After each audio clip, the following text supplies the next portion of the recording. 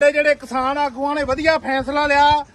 ਚਲੋ ਸਾਨੂੰ ਪੰਜਾਬ ਨੂੰ ਤਾਂ ਐਮਐਸਪੀ ਮਿਲਦੀ ਆਂਦੇ ਨੇ, ਆਪਾਂ ਪੂਰੇ ਕਿਸਾਨਾਂ ਨੂੰ ਇੰਡੀਆ ਦੇ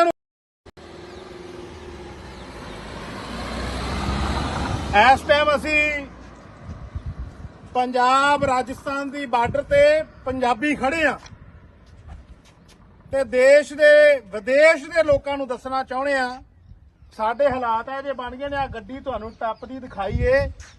ਇਸ ਟਾਈਮ ਬਾਰਡਰਾਂ ਦੇ ਹਾਲਾਤ ਦੇਖ ਲਓ। ਰਾਜਸਥਾਨ 'ਚ ਅਸੀਂ ਐਂਟਰੀ ਕਰਨ ਜਾ ਰਹੇ ਆ।